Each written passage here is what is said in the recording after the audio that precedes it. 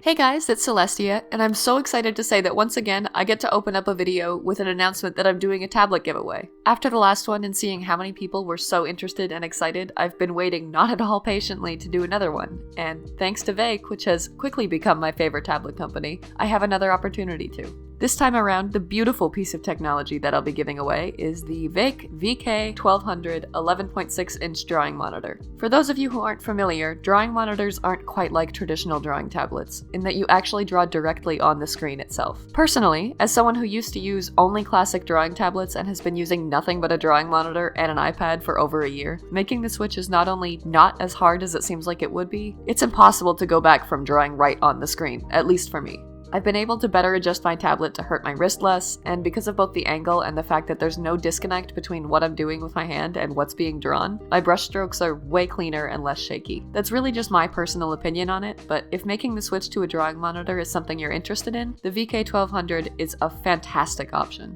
I'll be mentioning more about my personal experience with it in my next video, which, if you remember the last one, will be a piece made with the tablet I'm giving away that also gives a brief review of it. But for now, I'll leave a link to the tablet in the description for anyone who'd like to learn more details about it, and I'll move on to more details about the giveaway itself. To enter, all you have to do is comment "This ramen is my girlfriend" on this video. On April 1st, 2021, I will select a winner via random number generator, and I'll contact that winner via their original ramen comment here. If you'd prefer to be contacted elsewhere, please mention that in your original comment. Just like last time, the winner will have 72 hours to respond and claim the tablet before another winner is picked, and given that that's actually what happened last time, please be careful to check your notifications or, again, mention where you'd like to be contacted outside of YouTube in your original entry comment so that I can try to get into contact with you in the best way possible. Once the winner has replied, I'll arrange shipping details with them privately via whatever platform they prefer, and like last time, don't worry about shipping because I'll be taking care of that. Also, it's important to note that the tablet has been used, although only one time for the purpose of reviewing the product and making the next video's piece, because I don't believe in commenting on a product, much less giving one away with my endorsement, if I haven't tried it out myself and developed an opinion on it. But it has been thoroughly sanitized and returned perfectly to its original packaging, so no worries on that. Alright, moving on to the actual topic of today's video, which is why artists hate being called talented. And yes, before you at me on Twitter, I know that all artists don't hate being called talented. You just gotta make overgeneralizations for the sake of a catchy title sometimes. But I personally do hate that, and I know many artists feel the same. And yet, I found that people who don't make art tend not to understand why at all whatsoever. So I wanted to discuss what exactly it is that bugs me about the term talented.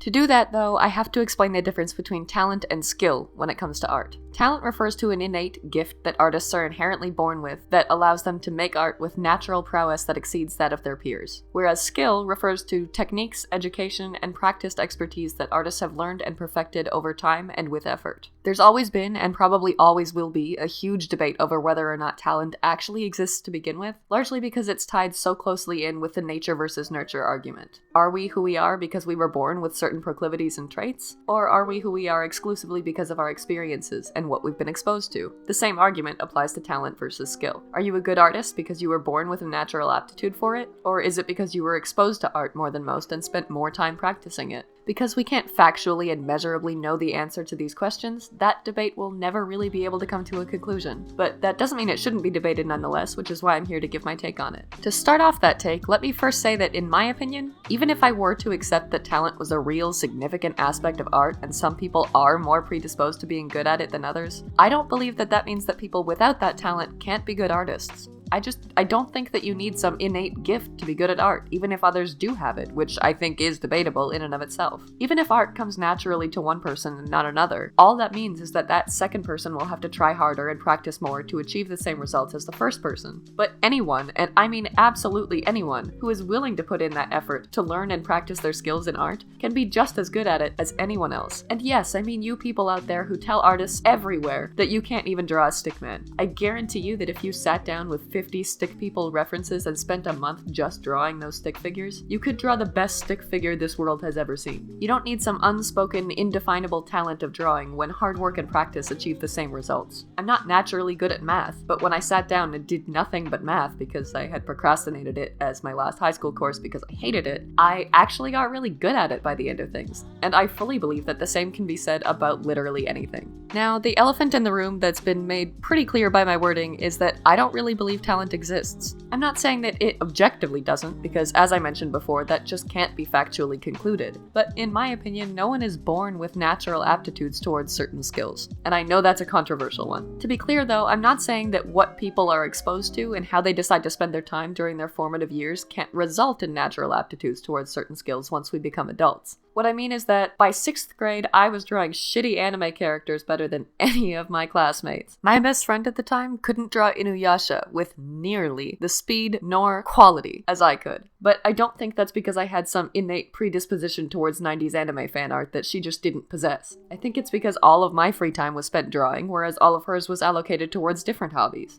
I think that it's because when she watched anime, she would just sit back and enjoy it, whereas when I watched anime, I was constantly drawing what I was seeing while I was seeing it. And I think that because I did that way more than she did and had been doing it for as long as I knew what drawing was, I simply had a stronger foundation on which to build my art skills. I also think that if she had suddenly started studying art and drawing constantly, she would have ended up just as good as I was. Which, to be clear, if it wasn't already, was not actually good because it was 6th grade Inuyasha fan art, but the point stands. The only thing that changed and opened up my perspective on this a bit was a conversation I had with my mother. We were talking about art, and she told me that she had always envied artists and that she could never create what we do. And naturally, with the brash overconfidence that has come to define me as a person, I told her that that was just straight up not true and that if she practiced enough, she absolutely could. It was at this point that she explained something that I had never heard presented as an argument to that, which was that the reason that she couldn't was because she couldn't visualize things in her mind. For me, when I think about an apple, I can see that apple in my head. For some reason, it's also a very shiny red apple by default and not a green apple, which is either completely irrelevant or proof that everything we are is a result of what we're most regularly exposed to during childhood and adolescence, but moving on. When she thinks of an apple, there's no visual that accompanies the thought. It's just the concept and understanding of an apple and whatever thoughts accompany that. She can't see that apple in her head. And that actually took me aback because I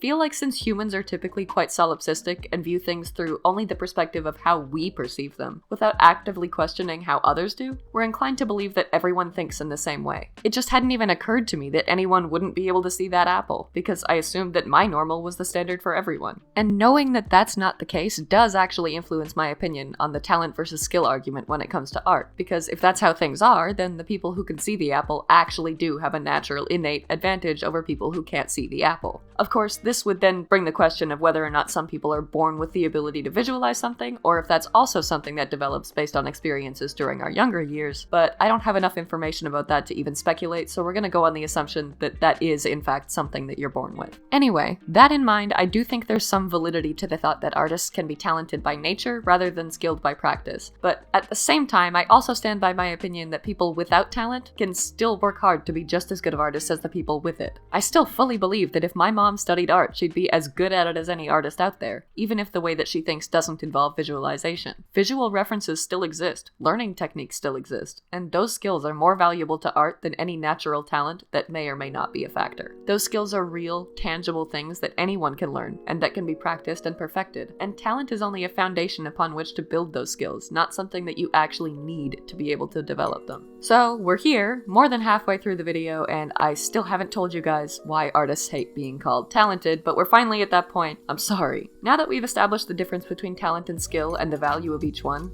I'm sure it comes as no surprise that skill is the one that actually requires work. I don't know about you guys, but what makes me proud of my art isn't some natural gift that I was effortlessly born with that helped me make it, but rather the sheer amount of time I've spent growing, learning, and improving as an artist. To look at an artist's work and just say, wow, they're so talented, is to suggest that they haven't worked their asses off to be where they are with their work, and that they were just born with the ability to do that. It feels so reductive of the fact that art means effort and time and resolve. Like, in school, when I was good at my classes, I was praised for my hard work and the results that it yielded. When I was good at art, I was told I was talented. Like, no, it's a skill like any other, and if I managed to do it well, it's because I worked damn hard and practiced every day. And to diminish all of the blood, sweat, and tears that went into being able to do it well is just insulting. To be fair though, this is also a very nitpicky way of looking at it, because I'm also aware that a lot of people who call artists talented are using it as a synonym for skilled. Like, a lot of people just think they mean the same thing. And I'm also very aware that when people do call artists talented and do specifically mean some innate gift and not the hard work and skill, they still don't mean that in a disrespectful way. It's still a kind compliment with the best of intentions that's just supposed to convey that they like your art. I think for me, and probably for many others who dislike the term talented, it comes from a lifetime of wanting to make art professionally and be taken seriously, only to have the thing that you've worked for years on be condescendingly referred to as doodles and told to get a real job. It feels like just another way that art isn't held to the same standards as other fields or studies, and that artists aren't treated with the same respects that someone studying math or science would be, just by nature of what we're making. But that's 100% just how I personally feel about it, and I do realize and accept that people giving artists this compliment don't mean it in a disrespectful or reductive way. They just want to give you a compliment. Which is why this video is called Why Artists Hate Being Called Talented and not Why You Shouldn't Call Artists Talented, because ultimately my point in making this video was just to try to show the other side of the coin here and communicate a perspective that most people overlook, largely because they hadn't considered it, not to try to stop people from giving this compliment or argue that people should be more sensitive towards artists' feelings with this. I'm already anticipating the comments of, just take the compliment. Don't be so sensitive. I don't have to change what I say just because of how you feel about it. And before you comment it, you're right, and I'm not telling anyone to change their terminology for my benefit or the benefit of anyone else. If you want to, that's your call. I'm also not saying that artists who get actually outwardly offended and confrontational when called talented are justified, because I've seen a lot of that on Twitter, and I don't think there's really any justification for snapping at someone who just wanted to give you a compliment just because they unknowingly used a term that you were bothered by. When people call me talented, I still take that as a compliment,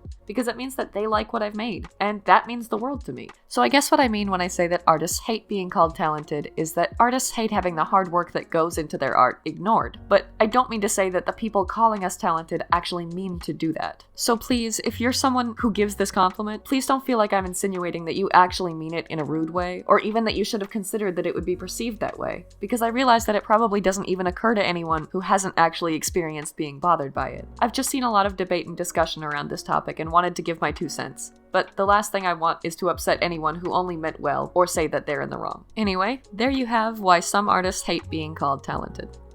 I hope you guys enjoyed the video, and I'd really love to hear your thoughts on this topic in the comments below, because I feel like every time I talk to someone new about this, I hear another perspective that helps me expand my own view on it more and more, and I love that. Before I go, again, don't forget to enter the giveaway for a VK1200 drawing monitor by commenting, "This ramen is my girlfriend," on this video before April 1st. Also, if you'd like a say in what I discuss in my next video, you can vote for next week's topic via the Twitter poll linked in the description. Also, I couldn't end the video without showing you guys the very first piece of Duchess Celestia fan art to ever be made. I saw this in my Discord and almost instantly started crying, because not only is it breathtaking, I'm just so overwhelmingly happy and flattered and grateful that someone wanted to draw my character. It's an incredibly weird, amazing feeling, and I don't even have the proper words to explain how I'm feeling right now, but it means the world to me, and I'm just so happy. So big thank you to Crystal Avocado over on DeviantArt, who you should absolutely check out, and they're linked in the description for your viewing ease. Alright, thank you guys so much for watching. Please consider leaving a like and subscribing if you enjoyed this week's rambling disaster, and I'll see you in my next video.